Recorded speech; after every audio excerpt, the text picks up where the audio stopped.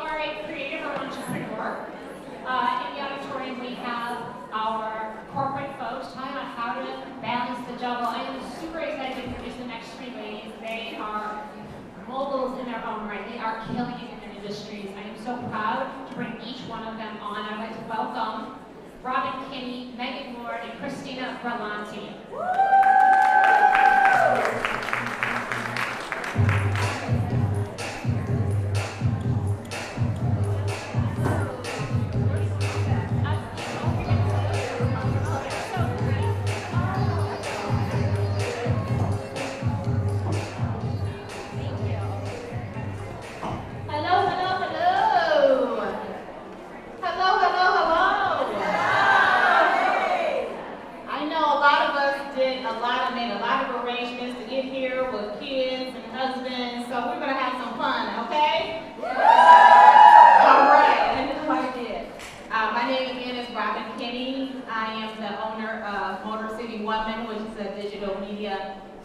Production studio where we amplify the voices of women.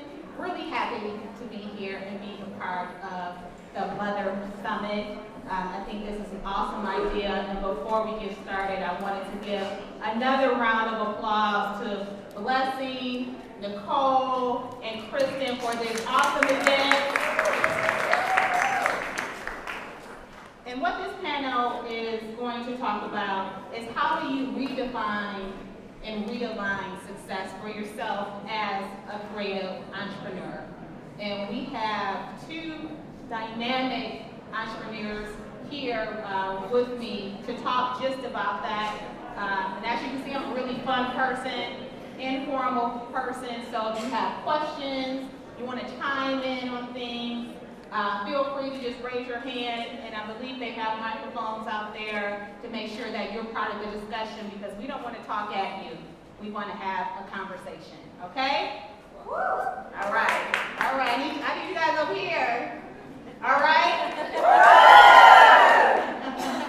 Okay, you all know me, but now I'm going to hand it over to our two panelists who are going to introduce themselves, and then we're going to get started with our conversation today. Hi everyone, my name is Megan Ward. I am a women's entrepreneurial activist. And I know you're all like, what's that? And I made it up. I think that the beauty in entrepreneurship is that we get to define our own lanes. And I'm also the founder of Themology. How many of you have heard of Themology? Yeah. So I'm not really seen in Themology. I'm normally on the back end orchestrating events and business partnerships, but I'm really passionate about women's empowerment, and started out in college, and it's been highs, lows, everything in between. I'm a mom. My son is 2 years old. He had his birthday last week. I just got back from Russia last night, and goodness, guys, it's hard. But I'm excited to share like my challenges, my wins, and excited to be here with Robin and Christina, who I've been knowing for quite some time. Thanks, Megan. Thank you. Hi, I'm Christina, and I'm nowhere near as interesting as Megan. But my background is interior design. That's my education, and that's what I worked in for years before I had kids. When I had my first, I decided to stay home, so I was home for 13 years, and I currently have an almost 14-year-old, a 12-year-old, a 9-year-old, and a 6-year-old. So when I decided to go back to work, I knew it had to be flexible, and I didn't feel like interior design really was going to offer me what I was looking for. And I'm passionate about creative entrepreneurs and putting like amazing things out into the world. So I decided to open a space for creative business owners.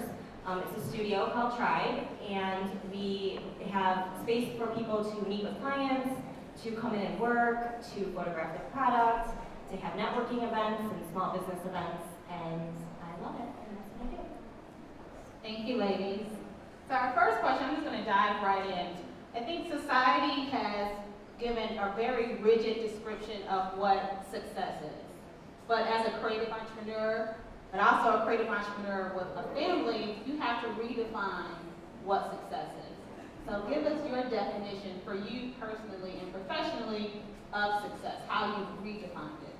Oh goodness, so I just posted about this on Facebook last night, and I was sharing the challenges of this last year, and so I'll share with you all. So it's been a growth spurt. I've been having a growth spurt this year, and so many different challenges, family-wise, becoming a mom, really these limiting beliefs that I've had about becoming a mom, with having a very successful career and also being a very nurturing mom. I didn't think both could coexist. And so that's been my challenge. In addition to that, business challenges, which have come unexpectedly, but I parted with my business partner this year in the midst of walking into this year with a 1-year-old. So I had this 1-year-old, still kind of figuring out what motherhood is to me, and then I had this business that was shifting. And so through those shifts, I learned more about myself. And for me, that's what I believe is success. It's growth, and it's growth through learning about yourself so that you can impact others. And so just to kind of share with you all, once I parted with my business partner, Femology, in terms of sales, in terms of our community, it tripled, right? And so it was kind of me shedding all this, and I don't want to say my business partner, we're still friends, but I was shedding a lot of baggage in the sense that I didn't need to get to the next level. And so I had to understand that my purpose is bigger than any challenge I could ever face, right? And so every time I'm going through a challenge, I'm like, okay, what's on the other side? Literally every challenge I get through, there's like this amazing, something I never ever imagined on the other side. Literally when my business partner said, hey, this is not for me, I literally got the opportunity to speak with the U.S. Embassy. And so it was like every single time it happens, and so I'm always like, okay, push through, something greater is on the other side, and at the end of the day, like, seek your purpose. Excellent. Seek your purpose. So I think society gives us this idea that success is a huge business, a ton of employees, a ton of money. Like, I think that the main thing that I would hope that you would take away is success looks different to everybody. So sometimes it's stepping away from the 9-to-5 job to have more time with your family, and that makes you feel successful. Sometimes it is money, because we all need money to live. Sometimes it's creative impact, the impact that you're going to put out into the world, and sometimes it's social impact, and what are you going to do for other people. So I think it's a personal, it's deeply personal, like what you find fuels you and fuels your business. So I think identifying that definitely will help you move forward, because there's nothing worse than like moving towards what society is telling you is successful, and then you get there after years and years and years, and you realize, wait a minute, this is not at all, I don't feel like how I thought I would feel. So for me, success for me is putting creative things out into the world and fostering that in other people and having a space where they can come and do their best work and put that out into the world. As far as redefining it, I really thought that when I went back to work, I would have a 9-to-5 and I would have some sort of boutique or interior design store or business. And then I realized, wait a minute, I can do by appointment only. So now my business is by appointment only, and I work around my family's needs. So I feel like I have like the best of both worlds. And Christina, you really touched on something when it came to trying to structure your day so that it met your needs and not, okay, I need to be open from 9 to 5. No, do I have to be open from 9 to 5? I set the standard, I set the boundaries. We're going to talk about boundaries a little later, but I know when we launched Motor City Woman, I was 6 months pregnant with my third child. So I had to get really creative on how do we remain visible as we're attracting clients and as we're promoting this business while taking care of myself and then having a newborn. And with technology, you can do that. But also it's about setting those boundaries.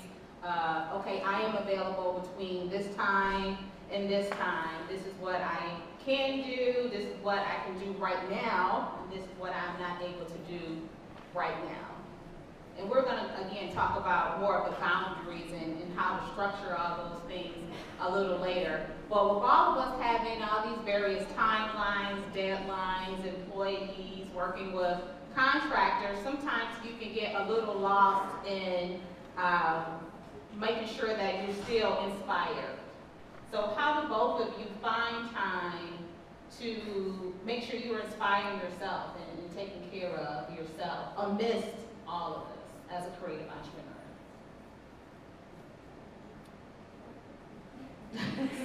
So I run two different companies. The first company I started back in 2014, which is Creatively Flawless, and I take on women-owned beauty brands that are based in major retailers like Target, Walmart, and that's kind of like my bread and butter, right? That pays the bills that allowed me to leave my 9 to 5.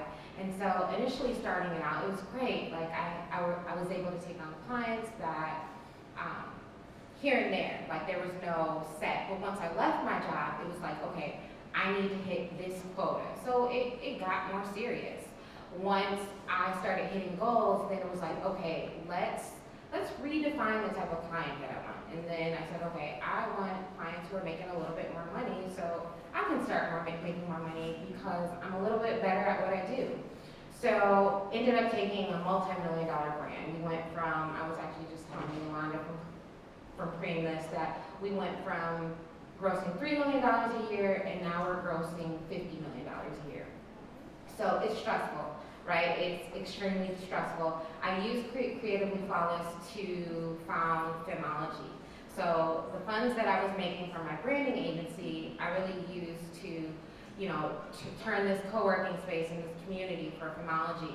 And so the companies, essentially they work side by side with one another, but day to day, because it's a lot of stress with my branding agency and I have this co-working space, I needed to learn how to hire, right? And that has been essential in everything that I do. So now my days are, it's like, hey, I can scale back, I can spend time with Greg, I can spend time with my husband, because I've created these processes for both of the brands now. So there's a creative process on how to create a website. There's a creative process on how to launch an event with Femology. And it saved my life because at one point in time I was killing myself. I was literally, so I got off of Instagram for 2 years.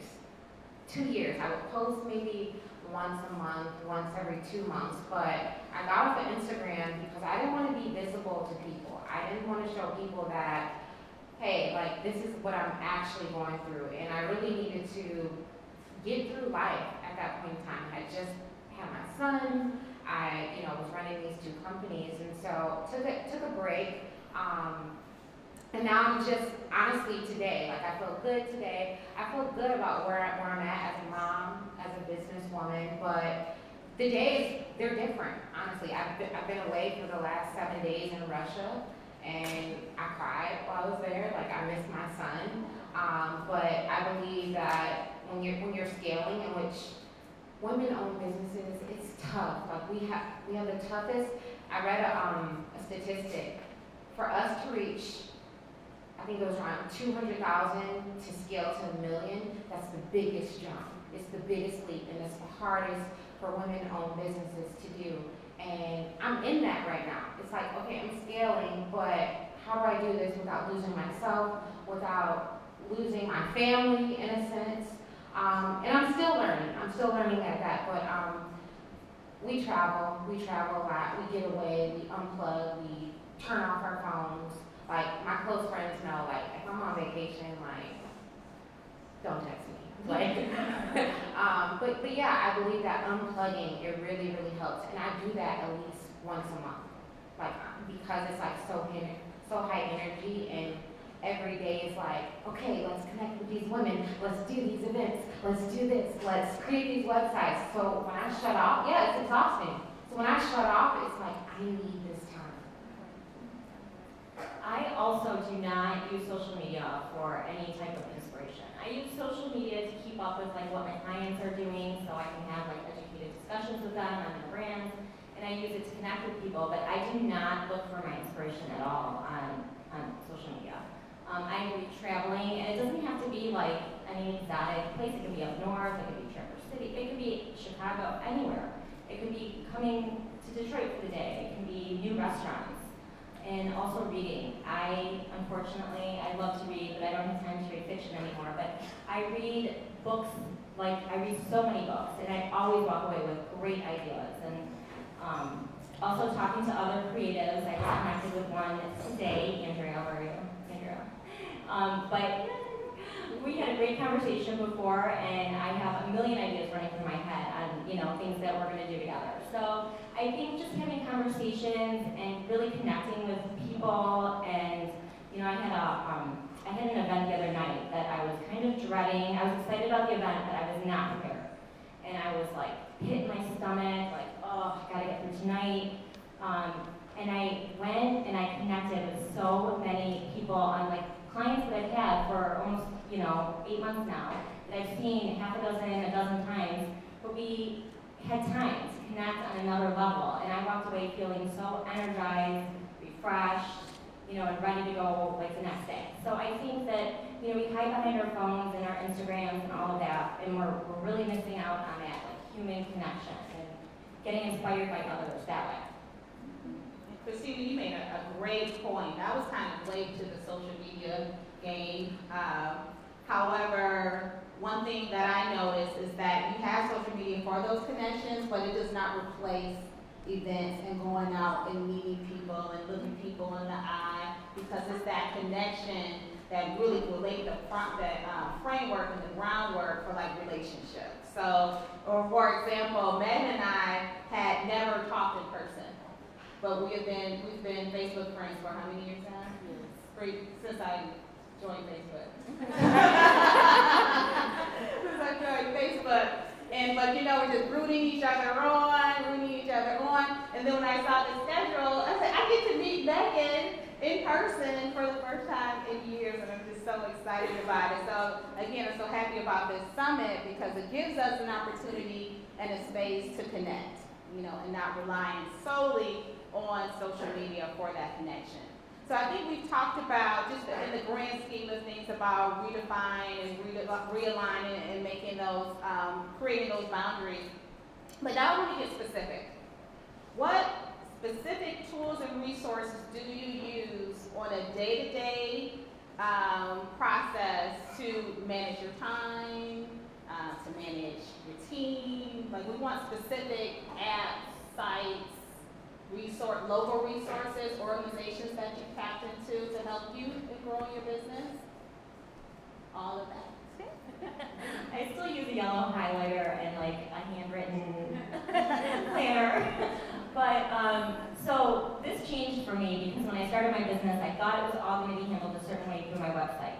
And then I realized that not every booking is the same, and they're all a little bit different. And so now I'm looking into, I have my calendar on my website for ticketed events, but then I'm going to look into Acuity just for like my basic, so people can book. As far as contracts and invoices, I'm at Honeybook or 17 Hats, I think is a good one. And I don't use anything for social media. I just post when I feel moved to post. I don't schedule anything or do anything that way. Cool. Megan? So I just got into Slack, which I'm loving Slack, guys. So mostly for collaboration. So everyone in our team is in Slack, and if we need something done, like a task, you can set a task, and it really helps with like getting things done. So yeah, that for productivity. In terms of like clients and bringing on clients, so I try to automate things as much as possible. So like I don't have to be there. So anytime anyone's like, hey Megan, I still needed so-and-so's branding, can you do mine? And I just ship them to my website. And so when I ship them to my website, they fill out this client questionnaire. And so the questionnaire sends them back an automated email like, it's me. And it's not me. But then, but then from there, they're able to see my entire process on how the business works, how they can be a client, and normally after that, they're scheduling a session, which is through Acuity. But in terms of like family, like things that I use for family, honestly, like, gosh, the days are so, like I'm downtown 3 days a week. I travel at least like 1 or 2 times a month. I'm on Pinterest to get like ideas for cooking. And like, I don't know if anyone does this, but like iPhone notes have been like a savior. Literally, like if I have ideas about events, I jot it down. If I don't jot it down, I'll lose it. It's gone. It's gone. So I'll just put it in notes, and then those notes will build up over time. And then I'm like, okay, I'm ready to launch this event. Yeah, awesome. I know as we've grown over the last 4 years, I really had to get better at creating not only a process, but like a handbook for when we're onboarding clients. And we got to the point where I could not sit down with each and every client that was coming through the door anymore. So how do I kind of duplicate, what I would share with them via our team members? So it's like that forced me to kind of take a step back and say, okay, what is the process? What is the timeline for if you want to have a show on the network, if you want us to produce your podcast, what are the steps to doing that? And it helped because I had to get all that stuff out of my head anyway. As an entrepreneur, you're like, well, no one's going to do it better than me, right? But no, someone is doing it better than you when you create the process and you're clear on it. So that's one thing that I've had to do as we've grown. But one of the things that I mentioned earlier that I wanted to make sure that we talked about today, this morning, is about creating boundaries. Because I think that that's something as an entrepreneur you must do to survive. Because you're not only running a business, you also have a family to make sure it doesn't get lost in the shuffle. And I'll start. In my day, I always take a nap between 3 and 5. And when I say take a nap, that's not necessarily sleep. That's unplugging. That's turning off all devices. That could be just playing with my son. That could be eating. That could be just sitting looking out the window. But I need that time to, like Nicole said, recalibrate, to kind of like reset for the evening. Because I'm up early, I'm getting the girls off to school, but then I'm up late in the evening because that's when I do a lot of my editing of audio, which is time consuming and it's like down to the millisecond. So that's one thing that is non-negotiable. Between 3 and 5, my phone goes off and I'm just being, reading, doing whatever. So what are some things that you guys do that are what I call the non-negotiables in setting boundaries for yourself? This is when I am not available, this is what I will not do for my own survival. Well, I do not give out my personal phone number. I do not, I don't. I only communicate through email, direct message, and I don't even have my work emails come to my phone because I will never stop. Instagram's enough. So when I'm with my family, I completely, I'm not saying when we don't pull in the driveway, I'm running to my computer to answer emails. And sometimes it takes me 2, maybe even 3 days to get back to somebody, which in today's day and age is unheard of, and some people don't really enjoy that. But for me, it's like, I do scan them, and if it's something important, I do answer right away. But 2 or 3 days really is not that much time to book an event or, so I don't feel that pressure. So that's a big boundary, and I'm working on saying no more, and no is not, I think Carly said this to me, does not have to be a bad word, right? And it doesn't even have to be like no, never. It can be like, no, that's not gonna work for me, but maybe next week, or here are some dates that will work. And with my kids too, it's like, I try not to be so negative with it, like, no, we can't have your friends over today, but we can on this day. Let's make a list of who you want to invite, and I'll make it happen for you. So I just try to put a positive spin on it, and really, my planner is work and family in one, which sometimes I think people get the advice to do it separate, but I found things falling through the cracks. So when I see my work schedule and my family schedule in 1 week, it's very clear, like, no, I cannot take on more this week. I just cannot do it. It's gonna have to wait a week or two. So I think that helps too. Love that. Oh my gosh, tips. Goodness. Okay, so I think the beauty in women doing business is that we create organic friendships from them, right? I've met the most phenomenal women who have changed my life. With that, we mix personal and business. I don't care what people say, we just do it. And from that, we text each other at 11 o'clock about this business idea that we have. And so with my core group of women, I think we've learned to honor each other's boundaries. So I do not like when people text me about business. Like, that is a super pet peeve for me. So I think Brittany Brown is here, but we email each other. Like, even though we may talk every day, we might talk on the phone, we might shoot each other text messages, but if it's about an idea or booking or concept, we're emailing each other. So a lot of the times, if someone does, if they may not know like my process or my boundaries, I'll say, hey, I love that. Can you send me an email? And I think that's created a healthy boundary for me in my life. And not only that, for them as well. Like, even for new people who are getting acclimated into business, they're like, oh yeah, like, I'm gonna take on that tip early.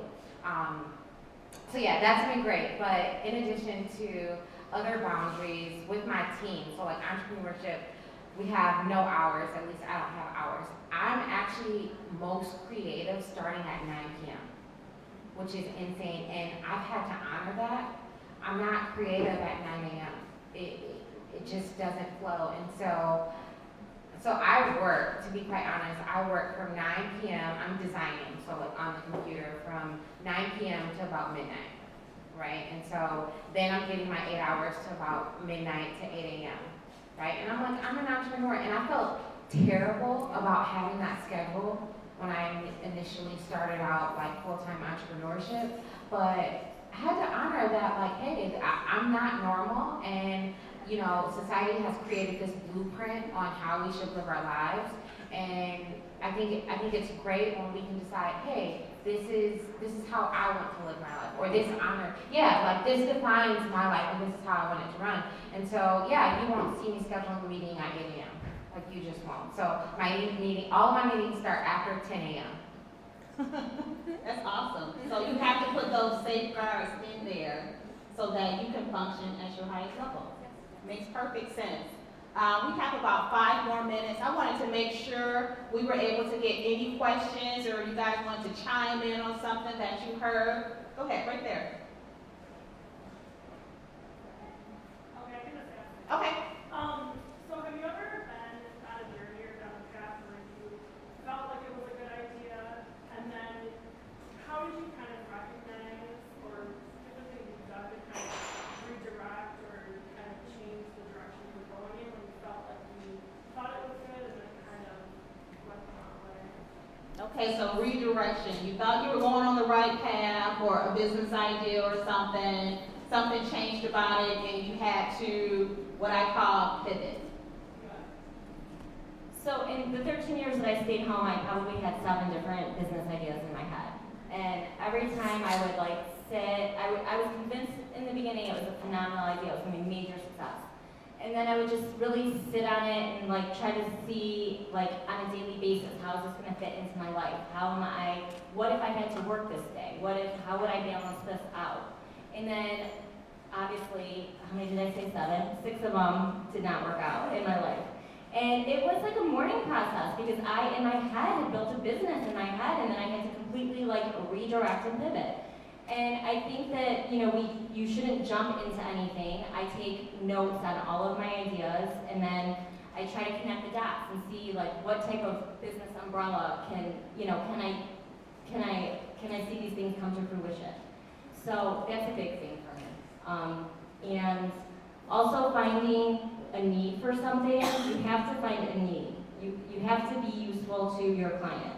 So finding a need, finding something you're passionate about, and then figuring out how your unique characteristics can take that to another level and make you different from the other people. If you can do that, you will never have to worry about competition. Because if your unique characteristics are going to put you in a direction and a path that is different from anybody else. So if you can make those three things happen, I think it's like a winner. That's the one you should go with. I love this question. I literally do. So I left a really, really successful brand kind of in my past. And the brand was called The Powerful Woman, and I did it alongside with a couple of my colleagues, and it did really, really well. It came to a point where we were doing conferences for hundreds of women, and my intuition spoke. My intuition said that, hey, like, you're ready for the next journey. And I was super scared. I was super, like, nervous about taking the leap. But my intuition said, you are to create a diverse brand, right? So the brand that I had, it focused towards women of color, and I had to take a leap, and I took this leap on focusing on all different women of all different backgrounds. And so the Powerful Women eventually grew, and then I kind of just walked away from it. And then that's when Femology was birthed. But Femology is like one of the most diverse brands in Metro Detroit right now. And if I wouldn't have taken that leap, it wouldn't be what it is today. But I believe in taking leaps. Taking leaps if you're scared or not. Because I had never done something like that. I'm like, how am I supposed to get Dearborn, Bloomfield Hills, Birmingham, Detroit, all in one place, and for these women all to come together and empower each other? And it was scary. It was honestly scary, but I believe that when your intuition speaks, take that leap.